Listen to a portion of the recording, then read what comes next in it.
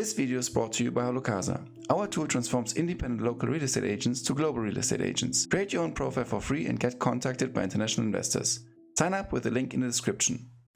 Hello and welcome everyone to our 95th session of Holocasa. My name is Michael and today I'm talking to Sandy McMaster from Alexandria in Virginia in the US. Sandy has been in the real estate business for over 16 years, is a real estate expert locally. And welcome to the show, Cindy. Thank you so much. Why don't you introduce yourself to our audience? Hello, Michael. So nice to see international friends. Great to be here.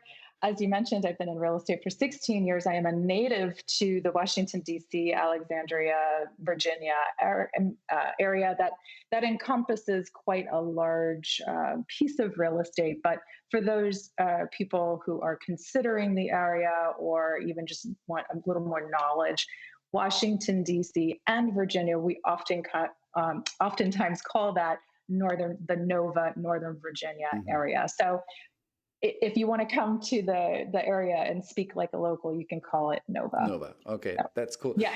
Why don't you give us a quick overview on the Washington, D.C. area, obviously also with respect to Alexandria? Yeah, so as you can imagine, we have a very vibrant international buyers market here. A great job market. So many people come in looking to work and live in DC, but a lot of the times people want to just work in DC. And so they take the wonderful areas that surround Washington, DC.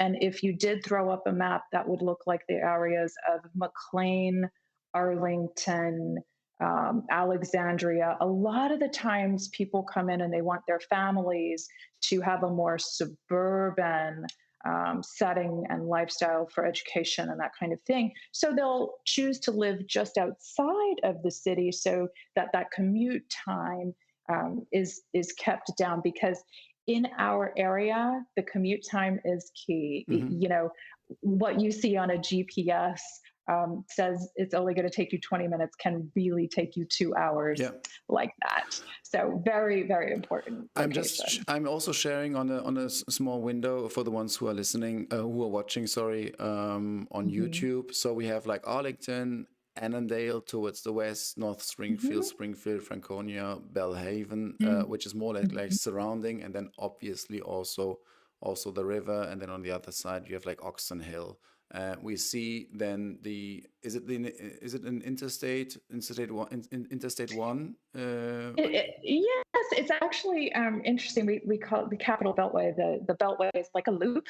So when I have buyers coming in, usually they want to see the real estate from McLean, Arlington, and the Alexandria area are all very, very popular. The further you go, pushing into those Springfield, Loudoun counties, those are further west, but it used to be you're getting a little more bang for your buck the further west you go from the city. And as you can imagine, with Amazon HQ2 landing directly in Arlington, construction's already started.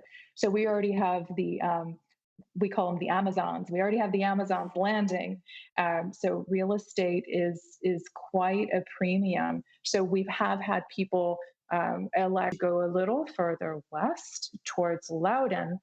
However, now that the COVID environment has occurred, you can imagine the city lifestyle of shared elevators and shared spaces aren't quite as popular right now. So we have seen a dramatic increase in purchase to those areas further west. So people are compromising on that commute time to get a little more elbow room in this COVID era. So it's interesting. It's an interesting play. West until how far does it go? Fairfax, Legato, or even further down? Even further west. Traffic is a legit thing here in Northern Virginia. So oftentimes we will work on a criteria, and I will get very, very clear on what kind of lifestyle are you chasing. Because if I understand how much time you really want to spend at work and on the road, and how much time you want to spend with your family, Now that may change with our new um, work from Hmm. anywhere status. It's something that's in flux, but I can say definitively, based on the numbers that we're having come in, there has been, of course, it's not surprising, a very big rise in condo availability because we wanted more elbow room, Hmm. right? So we're moving out of the city more west to get all that space and land. And a traditional home, a standalone single family detached, as we usually rest on about a half acre of land. So Hmm. some people love that standard 1/2 acre of property, but the further west you go, you might get a full acre. You might get 10 acres. It just depends on your budget and how far you're willing to go west. Absolutely. Were you yourself, or because I know you on the one hand you are like focusing on Alexandria, but I also Mm. know that you are, especially like with respect to COVID, my assumption is that you obviously, as a good entrepreneur, you are flexible and you move along the Mm. market. Has Alexandria itself, has it been negatively impacted or Mm. positively impacted Great question. by COVID? Great question. As any agent, I think around the world was a little surprised when COVID hit. We had that initial lockdown, but um, we, as real estate professionals, were deemed essential personnel. We had people, um, for instance, we work with a lot of government employees, so people from the State Department who were literally stuck somewhere. They couldn't move, but when they came home, they needed a place to live. We had a lot of people around here that have certain situations that it's not a I would like to move, it's an I have to move, Hmm. or I'm coming in country, I need a place to land. So we were deemed essential personnel from day one, especially with my firm. We have offices in DC and around. We have about 5 boutique firms in and around Washington. So when we were deemed essential, I was very surprised that our level of activity only went up Hmm. and up and up.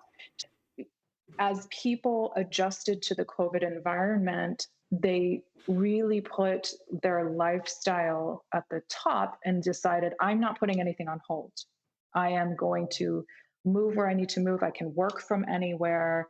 So I will. Hmm. So we have actually been impacted. It's very interesting. We've been impacted. We had a historic rise. You asked about Alexandria specifically. So I will tell you, how about I give you the state of Virginia? We have usually an annual rate of appreciation of somewhere in the 3 to 4% range, meaning about 3 to 4% annually. Last year in 2020, the state of Virginia had an annual appreciation rate of 10.3%. That's up there, right? And what has happened is that because our buyer pool so far Hmm. exceeds our listing potential, our supply, it's simple supply and demand. So our prices have risen dramatically. We have a buyer list here, and we don't have the inventories to support them. So the numbers in weeks for Alexandria have recently come down, but not because of a lack of purchase ability it's because we don't have enough inventory to Hmm. support the buyer demand. However, I will say, um, it does depend also on your price point, right? Above 3.5 million, you may have actually more options than say in the 500 to 1.72 million range. Real estate here is expensive, but that's also commensurate with our job market. Usually our salary is good. So, you have to come to this marketplace with a very good perspective of, hey, what's my goal? Hmm.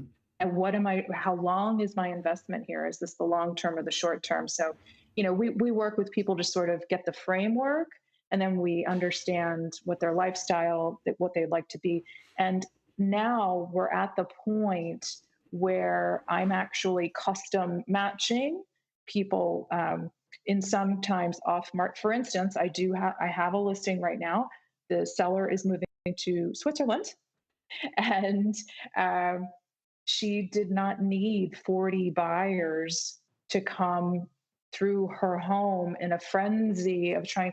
We just needed one buyer, and she particularly made the conscious choice to sell, as we call an exclusive listing. And so in that arrangement, that seller in this environment, they can find a buyer. And that's exactly what we did. We custom designed a match there. It's so funny. We had somebody coming in from Hawaii and someone going to Switzerland. So we have a very robust international market here. That's always good to hear. You just mentioned a lot of different things. I have one quick final question concerning Virginia and Washington D.C.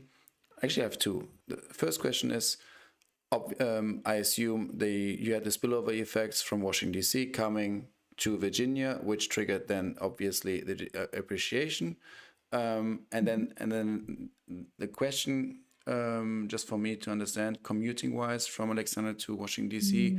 on a normal day, how much do I have to expect when I live in Alexandria? Oh, such a good question. So we have buses, we have the Metro Rail, and we have people in cars. And so our level of traffic here is 10 out of 10. And so if you are in one of those areas I mentioned that are just outside the city, McLean, Arlington, Alexandria, your commute time right into the city can be, depending on where you are, can be up to 10 minutes to 30 minutes. Now, if it snows or if the president is going to speak somewhere and there's a motorcade, these things do disrupt the level of flow here. So for instance, if we get snow and you live in Alexandria, you're not going to be that go to 45.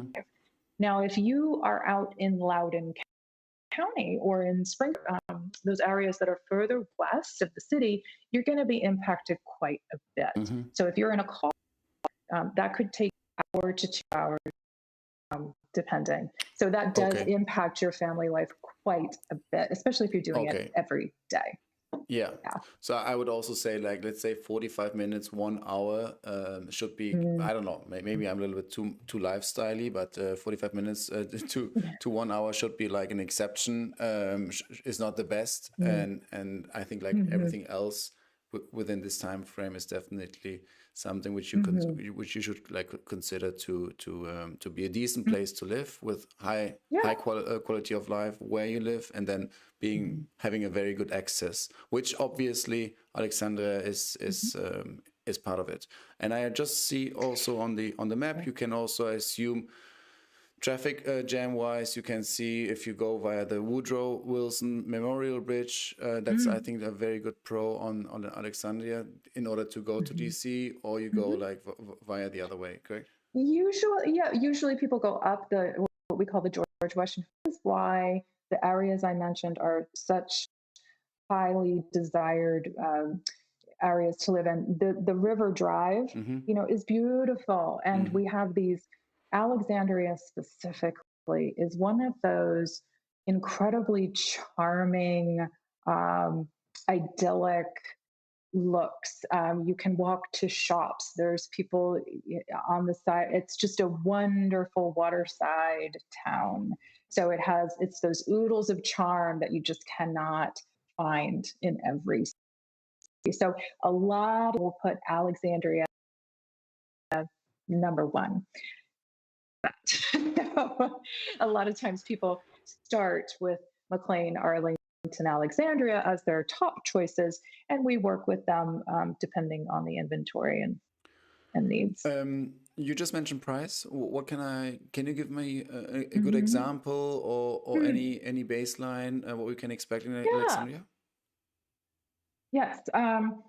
how about I give you I would hate to leave anybody Mhm. out. So there are condominiums that are basically on sale right now. So if you're an investor, for instance, if I had money to burn right now, I would probably be purchasing some condos because they will come back Mhm. one day, in my humble opinion. We one day will be out of this COVID environment.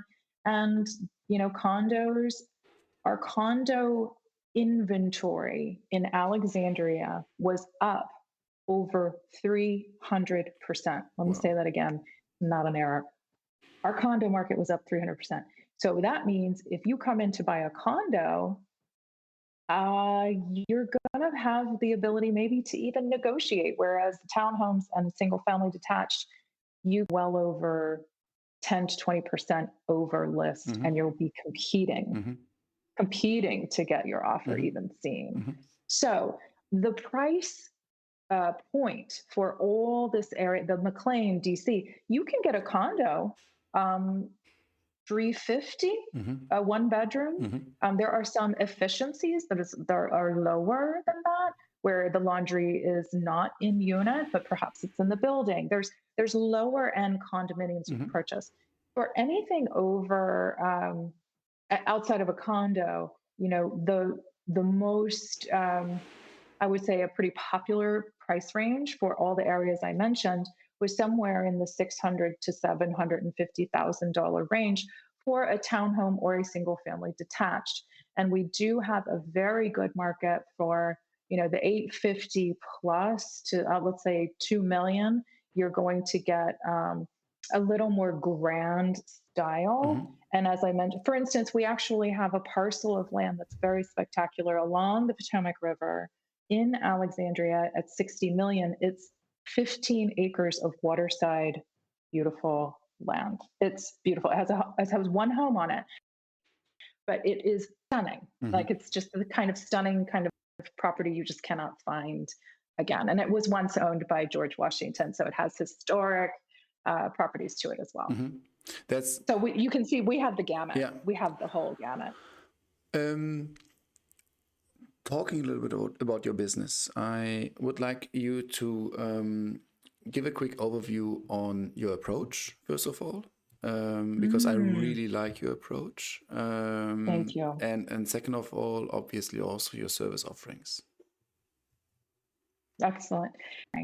To sort of elevate the industry that I love. I love real estate and real estate agents. And as our industry has grown from a baby into an adult, things have changed. Technology has come into play, which I love.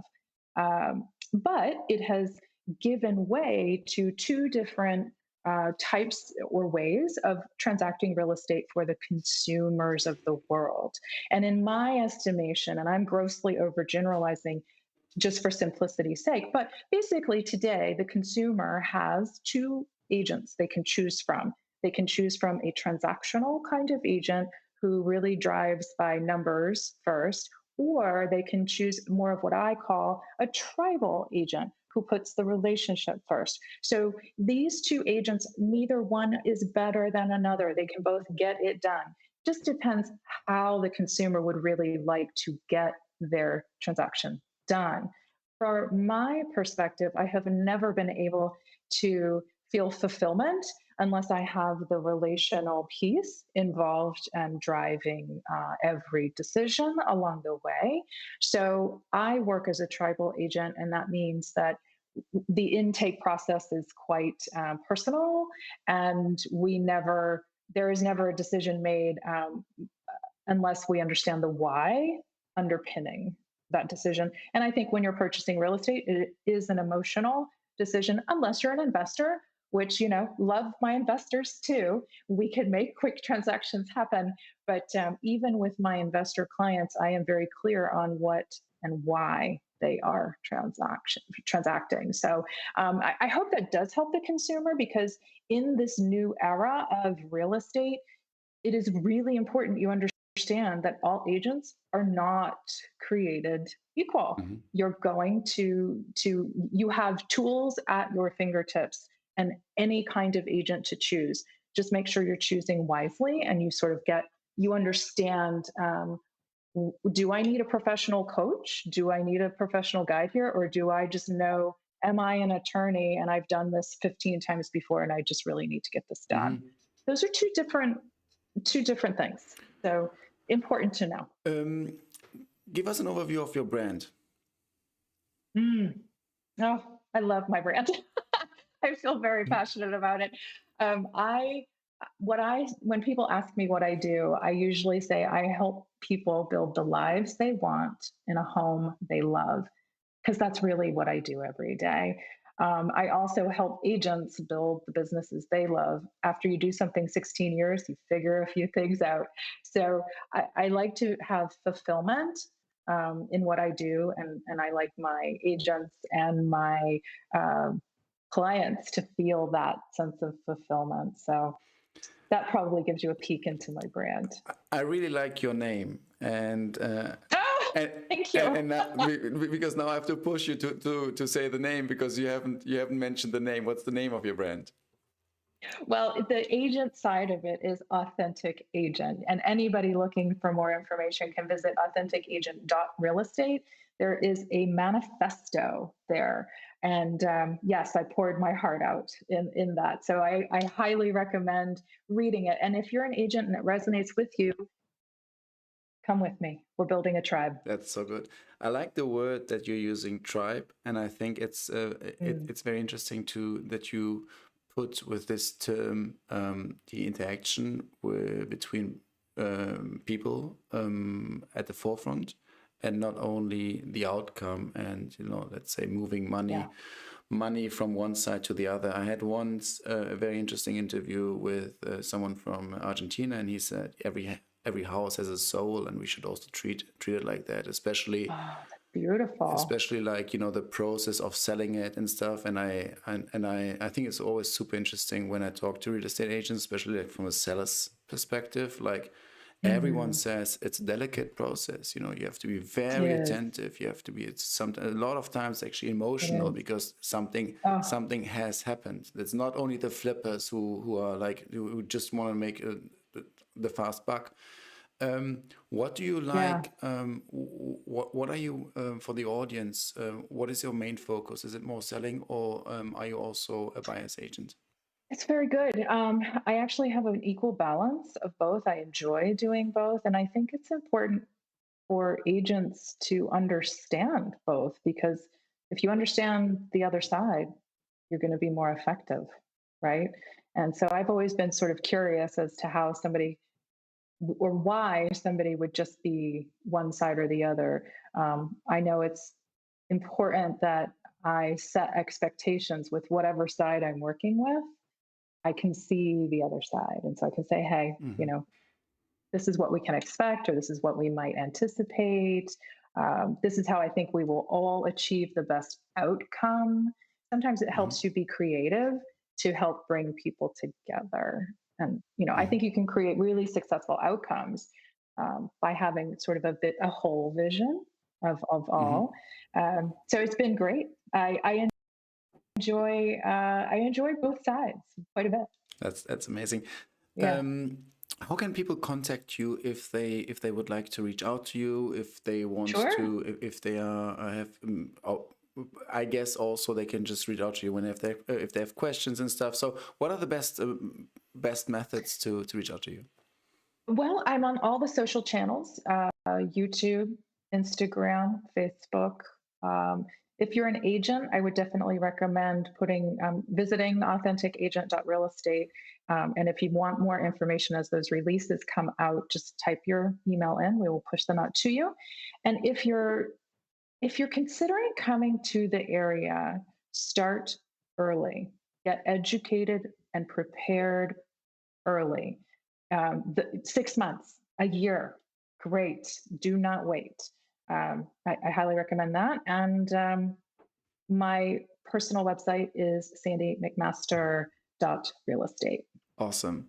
Sandy, thank you so much for your time. Thank you so much for this very refreshing and thank you. Very nice interview, very nice conversation. I really liked it. I really appreciate it. I learned a lot. I learned a lot about the region of Alexandria, of the suburbs towards the southwest of Washington, D.C., also the spillover effects of COVID, also reasons why choosing Alexandria as a place to live, also with interesting opportunities both on a condo level, which is still quite affordable, and then obviously on the other hand, something less affordable for the other person when we talk about the huge plot which you mentioned. Commuting wise, super interesting, super accessible, and then also obviously you gave us a very interesting overview on the region towards the west. Sandy.